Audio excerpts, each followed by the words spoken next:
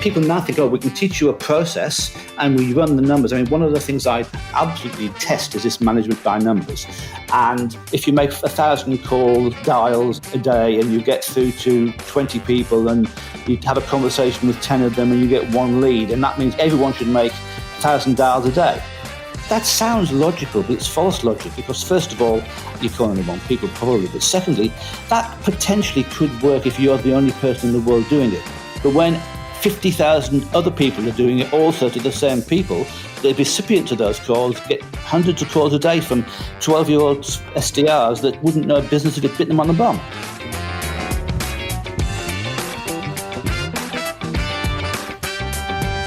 Hi, friends. Welcome to the Sales Enablement Podcast. I'm your host, Andy Paul. Now, that was Steve Hall. Steve's a leading expert at selling to the C-level. And sales to the C-level, C-suite, whatever you want to call them, like sales everywhere, is changing. And that's really the topic of our conversation today. What has changed about selling into the C-level? And what do you need to know to become much more effective at this? So Steve and I dig into a number of topics surrounding that, including the evolving role of the C-level in enterprise decision-making. We talk about what are the things that are most important to the people at the C-level. Most importantly, too, what are the things that aren't important to them? We dive into how to prepare for C-level meetings. I mean, so you're in meetings with executives at this level. How do you prepare to make sure that they feel the meeting with you was a valuable use of their time and how it helped move the deal forward? And Steve shares some of his best practices for how to research and how to conduct these meetings and how to go about scheduling your follow-up meetings. We also explore when is the right time to start selling to the C-level. So a lot of great practical takeaways today in this episode. And before we get to Steve, I want to remind you to subscribe to this podcast wherever you listen to it. And if you subscribe, we'd certainly appreciate it if you could also give us your feedback about how we're doing in the form of a review. So thank you. All right, let's jump into it. Steve Hall, welcome to the show. Pleasure to be here. And you're joining us from Sydney today?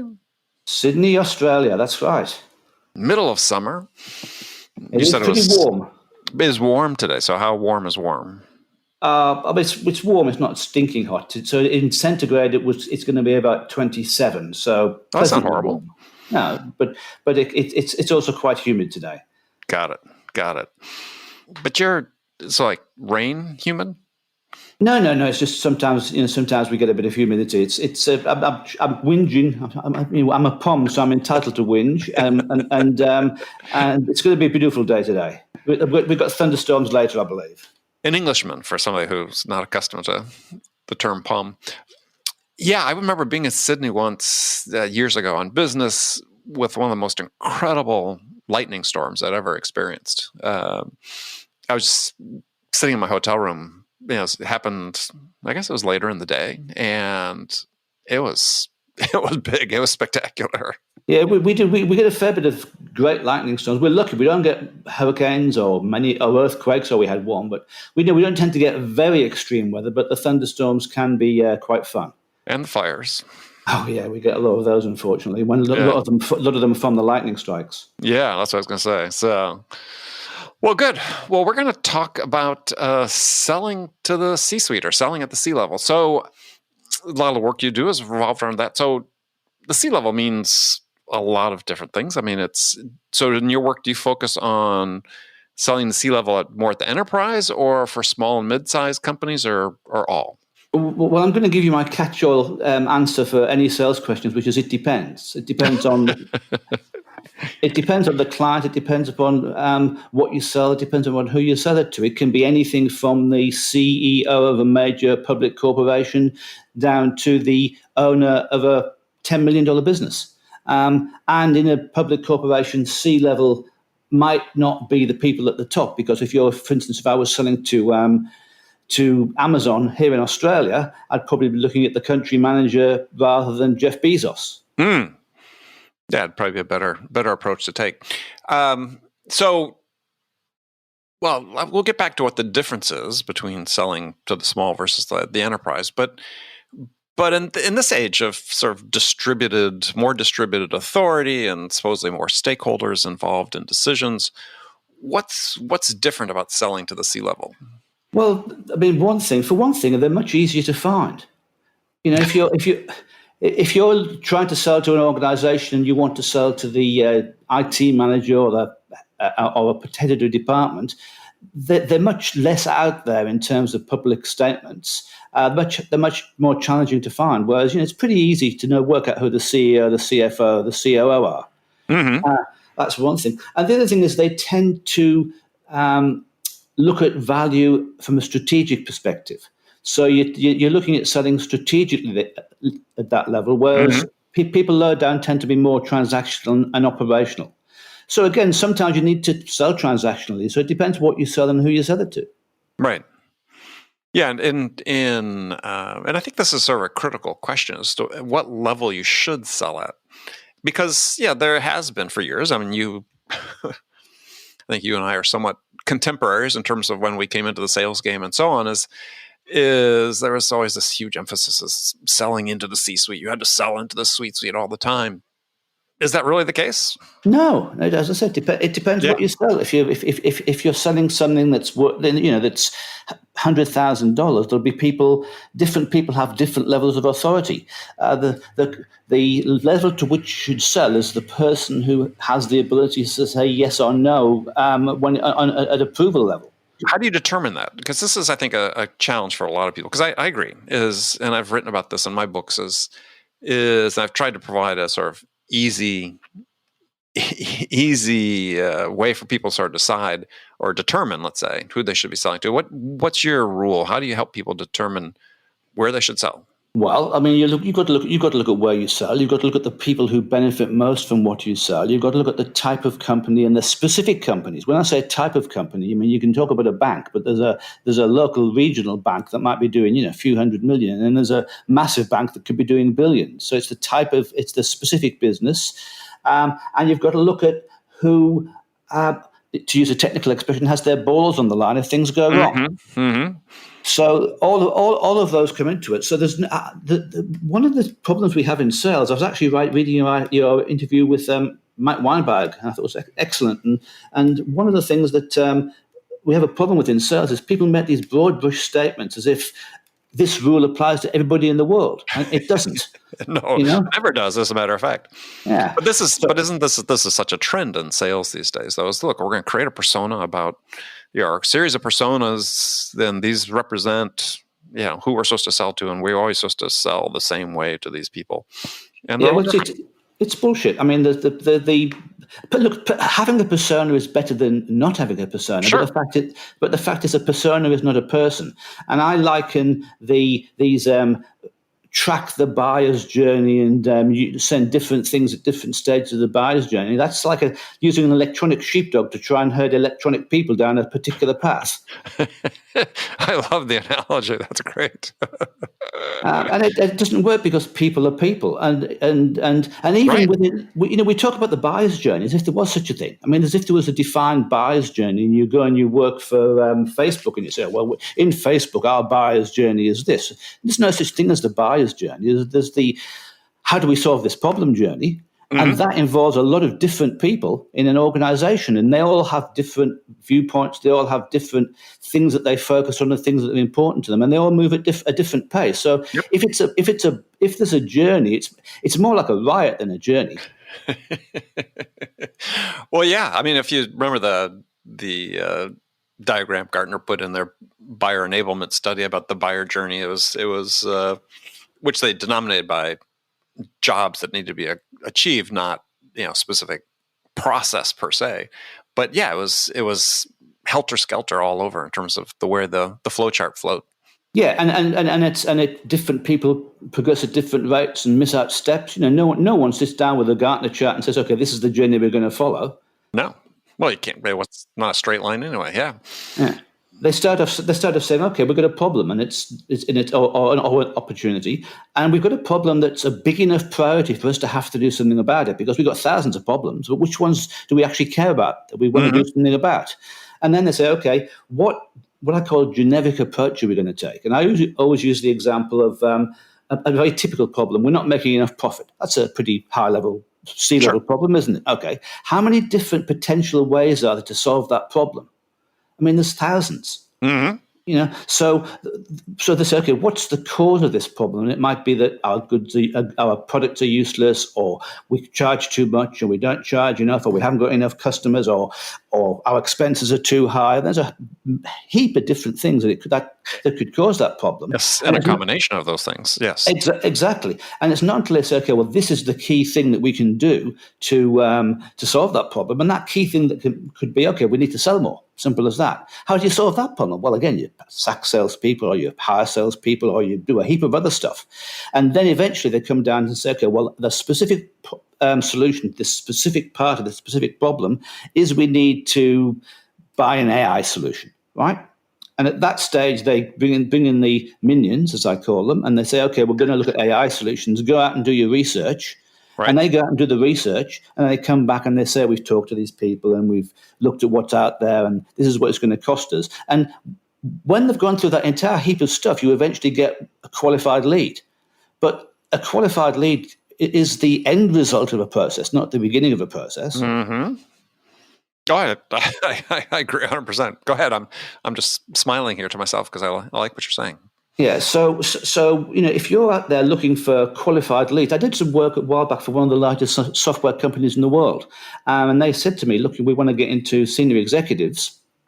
They didn't really know why or how or anything. It was just we'd worked for one of their partners, and we got them a heap of meetings with some high level executives, and they say, "Hey, how come we can't do this?" So I said, pick an industry, a niche, and they said, okay, well, how about travel and entertainment? And I said, travel, okay, what's that? Oh, airlines and theme parks and hotel chains. And I said, you do know that hotels don't think they're theme parks. They're actually different industries. But anyway, we came to an agreement. We target a particular industry. We got them a heap of meetings. But they didn't really know what to do with them because they didn't want to talk to senior executives to build a relationship, to understand their strategies and then to work out how they could help them. They wanted people who were looking for a customer satisfaction solution right now and then. Right. So, so if you are going to sell at C-level, you need to be thinking strategically, and you probably need to be thinking long term. Because if you've got a target market of, it's different in the States. Here in Australia, we've got a couple of hundred really big companies. But if you're targeting a particular type of customer, your ideal customer, then only a small percentage of them are going to be looking for what you sell, or are going to have problems that you can solve at any one time. Right. So what do you do with the rest? Do you say, oh, well, we're not going to sell to them? Or do you actually get to talk to them, get to understand their problems, nurture them until at such stages they do have the problems, or the problems get annoying enough that they have to do something about it? And my preference is to focus on the customer rather than looking for the people who happen to be looking for what you're selling right at this moment. Yeah. Yeah. Focus on accounts, not leads. Absolutely. Yeah. Yeah. It's building, to your point, in Australia, but I think it's true if you're selling into any sort of target market that's going to have sort of a finite number of accounts that you sell to, especially in larger companies, you don't talk to them only when they've got a problem. Well, absolutely, because first of all, they've got lots of problems. Depending on what you're selling, it comes back to it depends. There's probably lots of problems you can help solve. The question is, when one of those gets to a stage where it's important enough, then you need to be there. When I got my first sales job, I was 42 when I got my first proper sales job, and the guy used to work. Yeah, the guy. What did you do before? Oh gosh, I spent until I was about 27. I took drugs and drank a lot, and then and did lots of odd jobs. I've worked manual labouring, picking fruit, cutting metal, all sorts of things. And then I worked as a medical rep, which isn't really selling because you're detailed. There's no prospect or anything. And then I came here and I actually applied to IBM for a sales job, and I passed all their tests. But then they asked about my visa, and I only had a holiday visa, so I ended up.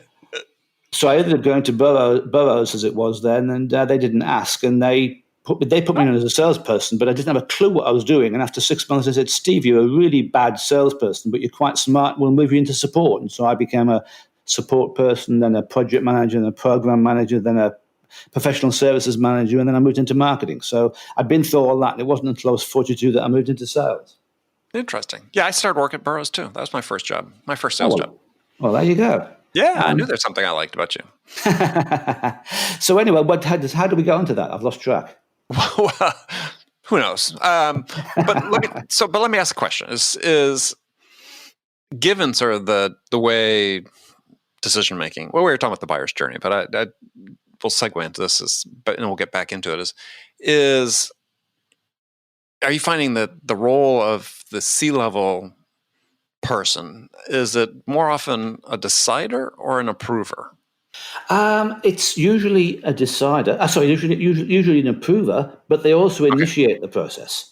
So, if you get a meeting with a C-level executive to discuss a problem they've got, they're not going to sit down and listen to you say, "Well, that's wonderful. Here's a check for $20 million." They're going to say, "Okay, we need proof it works. We need references. We need to see how it's going to work. We need to talk about implementation and training, depending on what you're selling." And they're going to send you off or your people off to talk to their people. But they initiate the journey and they finish the journey. So that's where you need to be talking to them. So selling at C-level it should probably be starting to sell at C-level, which probably describes it better. Yeah, I was going to ask that question because I think there's a time, but also I think that, and we'll get back to this one point, is I also think it's possible sometimes where you shouldn't sell to the C-level. But we'll come back to that one. So about timing, because this is one that I hear a lot, people talk about a lot, is what's the right time to talk to the C-level? You're saying start at the beginning, and I think ideally that's true. But if you can't make that happen, what sort of, in the process, where do you see that as being maybe the second most optimal spot? Well, I mean, you need to get to the C-level. If the C-level will be involved in making a decision on whether to go ahead, because the C-level basically has four options. They can go ahead with you, go ahead with somebody else, do it themselves, or not do it at all. Mm-hmm. They're the options they look at in the C-suite. If they and as I say, they normally initiate the process. If we're talking high value deals, where it's that are a lot of money, so they initiate the process. If you can talk to them, then great. You have no real control over the timing. You might be able to shift their time frames a little bit by doing a bit of challenging or by giving them some idea of the benefits of doing things sooner rather than later. But you can't really make a huge difference as to when they have the problems that they have. Mm-hmm. So, if you're targeting a particular group of companies and you want to get into one company where you think they're likely to have issues you can help them with, if you start at C-level, if you can start at C-level, it's not always possible. If you can start at C-level, then the timing is what the timing is.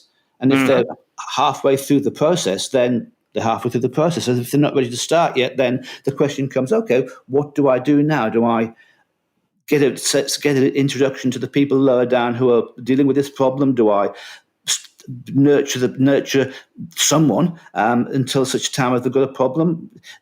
Every situation is different, but in terms of timing, they set the timing. You don't. Yeah, and I was just talking about timing to connect with the C-level. I think it's, to your point, I think it's always the time, especially if you have a targeted group of accounts, to build those connections, start having those conversations. It's funny. I've been in situations where working with clients where like the C-level on the client side had an opportunity to meet with C-level on the potential customer side. They're my client, and they were reluctant to because they thought it was like premature. And I'm like, no. When you have the opportunity to make these connections, you always want to make these connections. Absolutely, because it's not about the opportunity; it's about being there, building the connection, building credibility as a potential source that they want to talk to when the moment arises. Absolutely. I mean, one of the biggest sales I made, the COO of a $8 billion company in the States, or UK actually, wanted to meet the president of our company, not to look at how the software worked or anything, but to look him in the eye and say, "Will you support us if we get in trouble?" Mm-hmm. Mm-hmm. At the end of the day, it's still about relationships. I'm not saying people will buy off you because you've got a good relationship, but they shouldn't buy off you if you haven't got a good relationship, because that's a huge part of making things work, especially in complex sales where you need goodwill and you need cooperation between buyer and seller. Yeah. I mean, all those things, yeah, AI, machine learning, all these things notwithstanding, which are useful. And it almost sounds like a cliche, but it's funny is I feel increasingly like I have to say it, is that sales is a people business. And the quality of the interaction you have with another human being is still could be the decisive factor in their decision. Yeah, absolutely. I mean, everybody thinks in this data-driven world that, well, it's all about the data. It's all about, it's like, yeah, it's all about the data until there's risk involved, a perception of risk. And at that point, people want to talk to people. Well, you know as well as I do, people make emotional decisions. And back them up using logic. So if the logic says do this and your heart says do that, you either do nothing or else you go with your heart in most cases. Mm-hmm. Yeah. No, absolutely. Yeah. I was just wanted to. I'd had this thing device I'd created about how to determine where in the organization you should sell. And it was just a little simple quadrant chart with an x-axis and a y-axis. So there's 4 quadrants. And the x-axis was the strategic importance of what you were selling, and the y-axis was cost and complexity. And I would just have clients and salespeople plot, okay, where does this opportunity sit? Because if it sits in the upper right-hand corner, then you better be talking pretty high in the organization. If you're in the lower left corner, it's going to be more transactional. And it was a simple device for a seller to visualize, oh, well, yeah, I guess we're not calling at the right level. We need to be higher up. Yeah, well, I like simple. I mean, simple is good. And I mean, if you're talking to the C-level, you're talking strategy. Period. They don't care about the implementation, or they don't know about the implementation. They don't know about the technology. They don't know about the bits and the bytes or whatever it is, and they don't want to. They leave that to other people. But what they want to know is this strategic? How is this value? How is this going to help me achieve my KPIs and my bonus? And they're based around financial metrics, the balance sheet, the profit and loss statement, regulatory requirements, risk, safety. They're the things that they care about at C-level. The nuts and bolts they care about much further down. And you need to address the nuts and bolts. You can't ignore them. But if you're talking C-level, you're talking strategy. Well, I think it's an interesting point because I was, as I was sort of reading through some of your things and thinking about is what are the things that C-level care about? And you just mentioned some of those. But also, it's getting back to a point we talked about earlier. You have to ask yourself, well, why does a C-level exec agree to meet with a seller? Right? I mean, on one hand, they could just talk to their staff, right, internally, who's involved in more of the nuts and bolts as you talked about it. So what do they want to hear from the seller that they can't learn or haven't learned from their internal people? Well, my mate Jacques Skimas in Paris, he says that they actually like speaking to good salespeople because they're a free resource until such time as you spend money, and their salespeople can help them solve problems with ideas and viewpoints and offerings that they're not aware of. So there are benefits to the C-level person speaking to someone that can teach them something they don't know, give them insights they don't have, talk about approaches they haven't thought about. But the number of people that are actually capable of doing that is relatively low. Yeah, I think Gartner had a survey a few years ago saying that roughly 80% of C-level execs said they found little to no value in meeting with sellers. Yeah, well, the same survey, I think it was Forrester actually, the same survey also said that 80% of salespeople thought that they added huge value. And there's the rub. Right? Indeed. That's right. Well, so if you're a seller and you want to become the strategic salesperson, is be able to sell at the C-level. Yeah, how do you assess where you stand, right? I mean, it's because it's not like we train people how to do this, I think, in a very effective fashion. And so a lot of it's, you got to take it on yourself. I imagine you did. I know I had some good mentors, but largely was driven by wanting to be more effective in those settings? Well, I mean, look, I was fortunate. As I told you, I didn't really start in sales until I was 42. So I'd had a huge amount of experience working with senior executives from an implementation perspective when I was in support, from a marketing perspective. So I didn't understand, I wasn't very good at sales, but I understood business. And also, I worked in a lot of jobs on the shop floor. So I understood business from a perspective of the person working on the shop floor, Right. from middle management, because I'd been a middle manager, and also from executive management, because I'd dealt with a lot of executives. And I think, I don't think you can take someone straight out of. I've got a friend that the model with the big consulting firms where they have the silver hair like us goes in and sells something, and they wheel in the 24-year-old MBAs Right. to do the work. And Right. my mate John Quinn calls them IROCs, idiots right out of college. And I'm writing that down, by the way. and you're recording this anyway, and they. Well, I was one. I mean, we all were idiots right out of college. Yeah, that's right. And people that can't, they can go in and spout all the latest management theories and things like that, which are based upon totally irrelevant case studies of companies that are nothing like the one they're talking to. But to be able to talk intelligently business to a senior executive, you've got to be vaguely intelligent and know a little bit about business.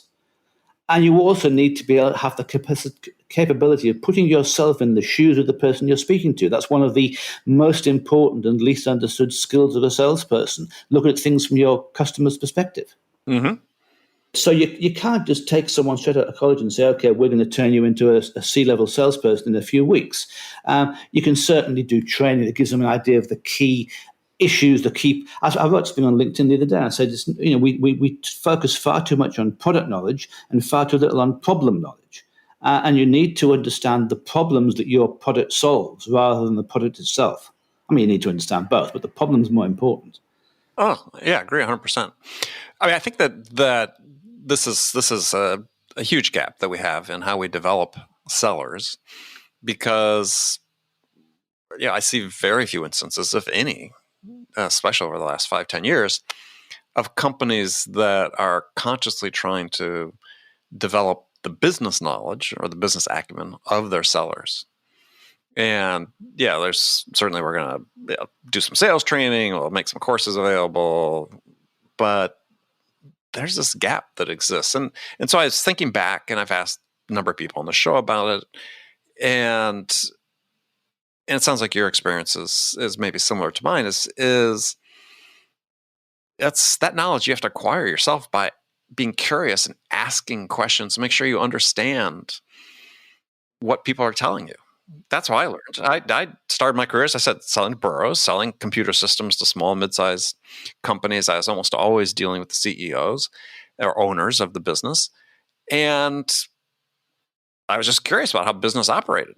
So I had this great tutorial because, they would spend time. I'd ask questions, not necessarily about what I was selling at all, but about their business and so on. And that's how I learned. Absolutely. I learned how accounts payable work by working through the night until 5 a.m, because one of my clients' accounts payable didn't balance, so we had to go in using these tools where you actually physically change the files so everything matched. Mm-hmm. And that's that gave me a pretty good understanding of accounts payable. Yeah, well, if you remember back in the early days, well, not early days of bureaus, but early days when I was there, we would actually program the computers for the customer. I mean, I wrote payroll routines and accounts receivable routines that they used to, bill people and collect their moning.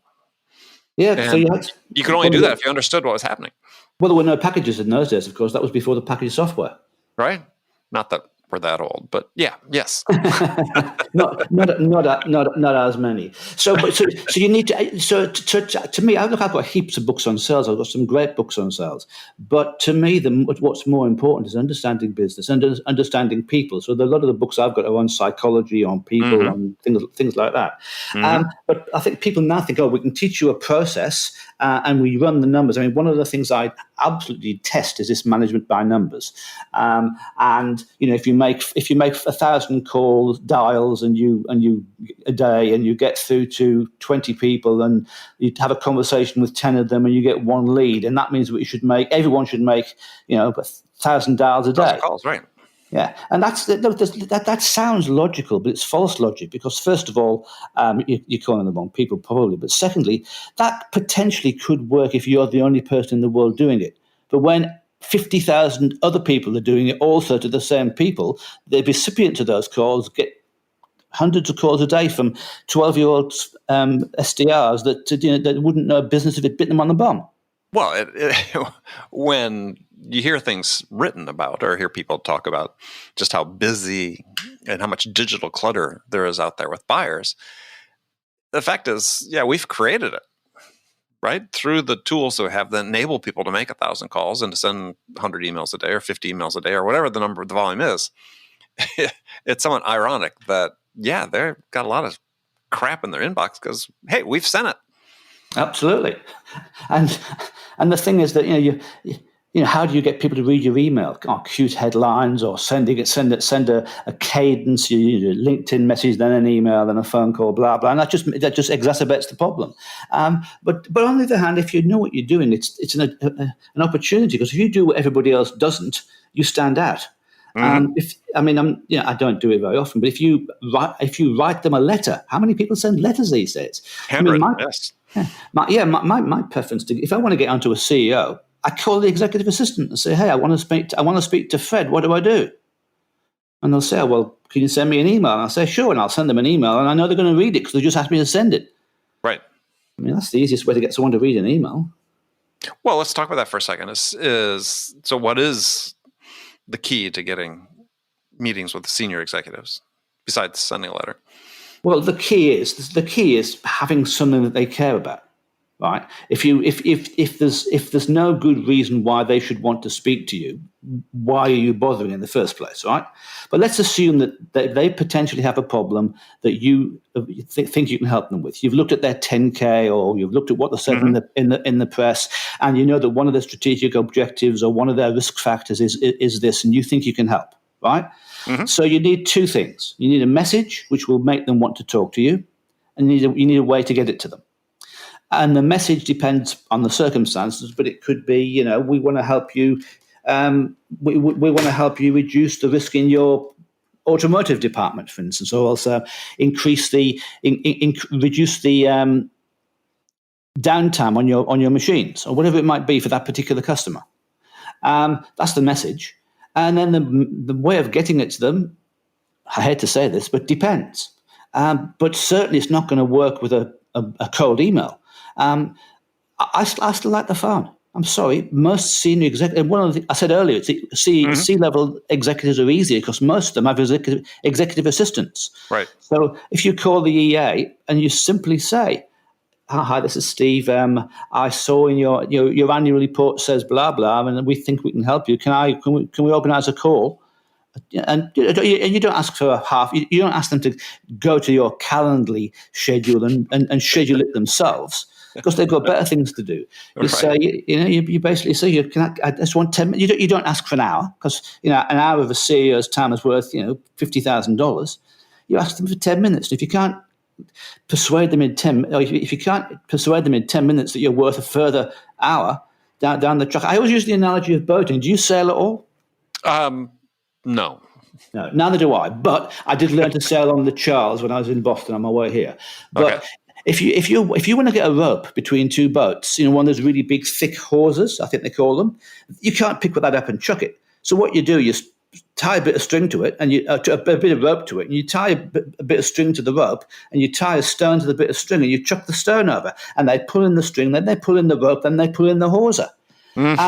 In other words, you do little bits. You don't try and go from being a total stranger to getting a 1 hour meeting in one fell swoop.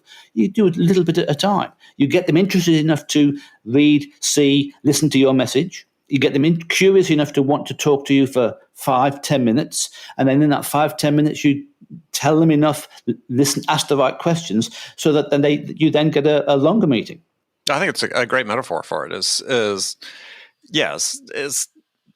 people are so impatient these days. And I mean, maybe not these days. I mean, it's sort of been true in general, depending on the personality of the individual. But yeah, if you want to be a strategic seller, if you want to sell to a large enterprise, it's an investment.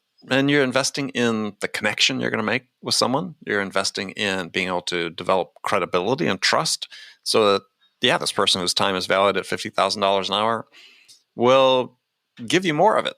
Absolutely. I mean, I was lucky. I learned this because the first sales job I got was selling ERP systems, and that's not something that you can sell quickly. It's very much a timing issue. Yep. And when I took over in charge of sales and marketing after a few years, we made a decision to focus on a couple of fairly narrow niches because we were a small Aussie company. We only had 15 people when I joined them, and we were competing with the SAPs and Oracles of the day. I do remember BPICs and things like that, and they were big American. Yeah. They were big American corporations or European corporations with lots of people, so no one was going to pick us for our size or for our references. So we had to have an edge, and the edge was we understood a couple of niches very, very well, and one was publishing and one was consumer electronics. So I understood the industry, I understood the problems, and I had. But the market here is not that big, and we went international and we sold a lot overseas. But in Australia, there's only probably 100 companies that could buy it, and they weren't buying an ERP every year. So I had to take a long-term view. I had to write letters in those days to people about business issues, and sometimes I'd write a letter on returns management or on handling rebates in consumer electronics, just talking about the issues and things like that. And sometimes people would call me 2 years later and say, "Oh, I kept your letter for 2 years. Can you come and see us?" Mm-hmm. Because in that particular circumstance, then you've got to sell something. You've got to make your quota and sell something today, but you've also got to plan for the future. And unfortunately, with the high turnover of salespeople and of sales managers these days, there's not that much of it because who knows if you're going to be there in a year's time. Yeah. I mean, it was always bad. It's gotten worse, right?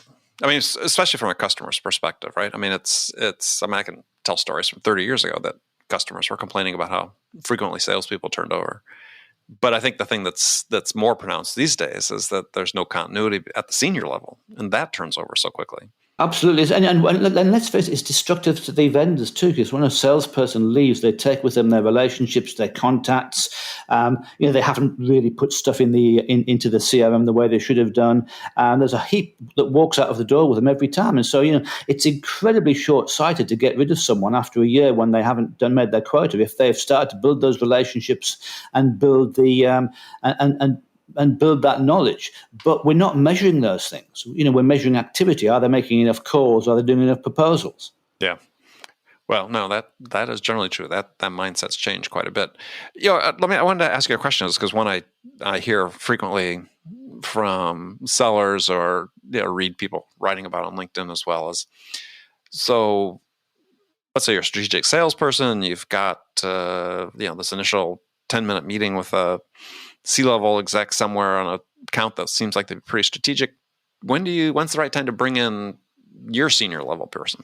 Well, that's a good question. I've not been asked that one before, but I think it's a very good question. And I'm going to say it depends again, of course. Of course, yeah. But I think that it's not a bad idea to bring them in up front. If, depending on the relationship, I had one customer who their senior executive wouldn't get involved in sales, and I left because you know all these people, you're on the same board, that you won't get involved in sales. This is stupid, Right. So I think early is good, because it's not like they're going to go in there and try and sell. They're going to go in there and say, as a company, we're committed to helping you as a company, and if we end up working together and we become your customers, you can call me if things go wrong. I'm there to back you up. That's what they're there to say. They're not there to do spin selling or ask discovery questions and things like that. But they are there to give you the cachet of being someone that deals with those senior executives. So certainly you can especially if I guess you asked a question earlier, how do you learn to do this? If you can get the meetings, but you're not that confident, and you work well with your senior executive, you can go in and learn from them. I mean, a lot of what I learned selling ERPs was sitting listening to my managing director, who would do the presentation because he was the person that developed the system, and he understood business really well, and he'd talk about all the business issues, and I just learned about our customers' businesses by listening to him talk to them. That's really a great point too, and I think that a great one for people to sort of take to heart if they're listening to this is, if you're selling to bigger companies, you're selling to the C-level, you're still uncertain. We talk about listening, learning, understanding. That's such a great way to do it. I mean, certainly I had stages in my career when I was learning certain new things where that was invaluable to listen to, like a company founder go in and talk to a customer on an early call, because you learned. Absolutely. Yeah. Yeah, that was one of the values of bringing in senior level people more early in the process. And is that I've seen this with sellers, is they want to bring in C-level person, but they haven't convinced their people internally that they, the seller, really understand what the buyer's trying to accomplish. And so what happens, you get the situation where you bring your C-level exec in and they start asking questions that basically show the customer that, they don't really trust you because they didn't think that you understood these things or were able to communicate these things to them internally. And that can be hugely destructive. So if you're going to use your C-level people, you got to be on top of your game. You got to make sure that you can brief them appropriately and that you truly understand what's going on with that buyer.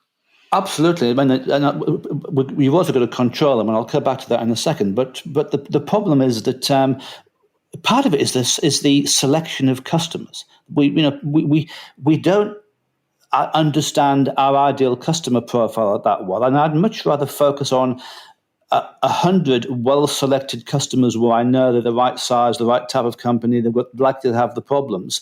And then once I've gone through them, maybe move on to more. But I'd much rather do that than try and focus, if you can focus on 1,000 customers or prospects or 2,000.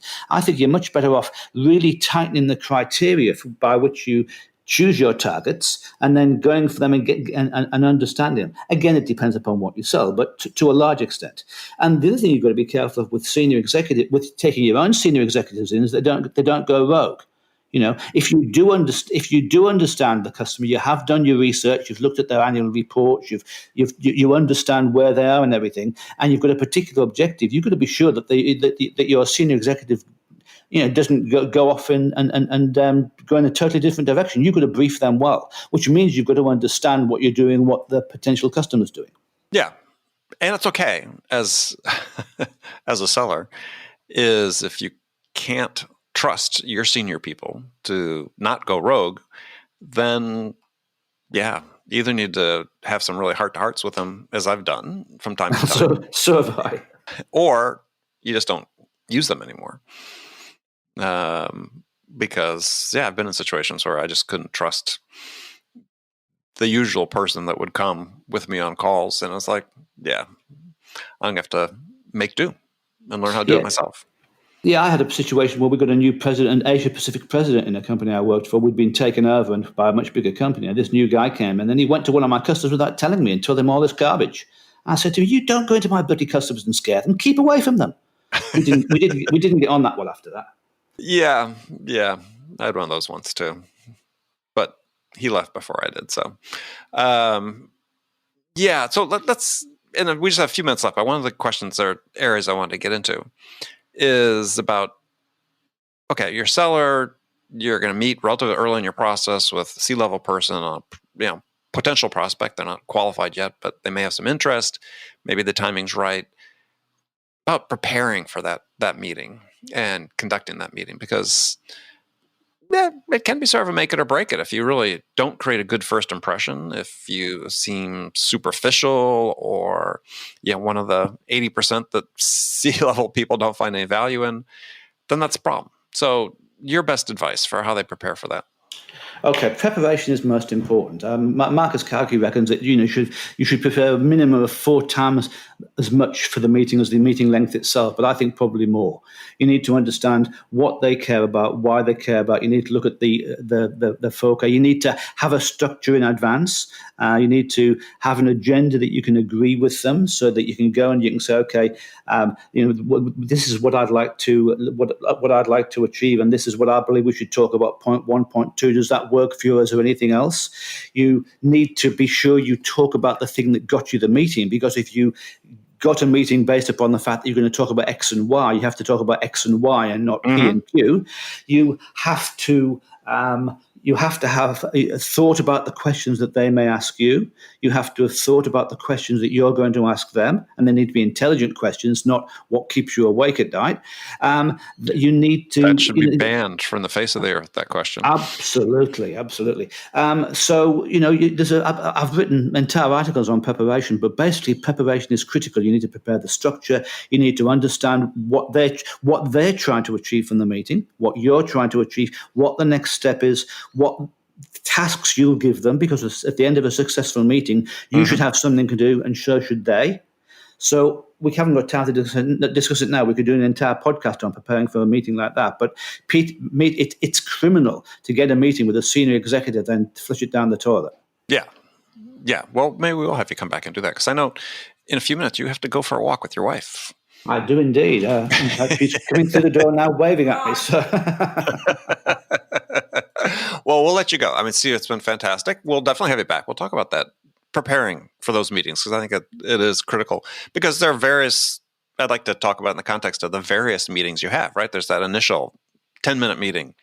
That preparation for that is very different than what you might have for, a mid-process meeting or something closer to the end. So, the typical one is the final presentation to the Capital Expenditure Committee, where it's a question of, do we go ahead or not? That's a fairly critical meeting. Yeah. So we'll include that one too. Perfect. Well, Steve, thank you very much. If people wanted to connect with you, what's the best way to do that? The easiest way is LinkedIn. My LinkedIn name is Steve Hall Sydney, or one word. And I also have a couple of hashtags I use on LinkedIn: Steve Hall Sydney and Selling at Sea Level. So if you do a search on Steve Hall Sydney or Selling at Sea Level, you'll find me. And all my contact details are there. And not Steve Hall Hartlepool? It's a bit too long.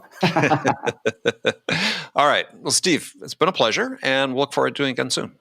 Okay, that's great, Andy. Thanks a lot. Take care. Okay, friends, that's it for this episode. First of all, I want to thank you for taking the time to listen. I'm so grateful for your support of the show. And I want to thank my guest, Steve Hall, for sharing his insights with us today. If you enjoyed this episode, please subscribe to this podcast, Sales Enablement with Andy Paul, on iTunes, Spotify, or wherever you listen to podcasts. If you could also leave us a rating or a review, let us know how we're doing. Well, we'd appreciate that. You can do all that on your phone in less than a minute as soon as this episode is over. So thank you for your help. And thank you so much, as always, for investing your time with me today. Until next time, I'm your host, Andy Paul. Good selling, everyone.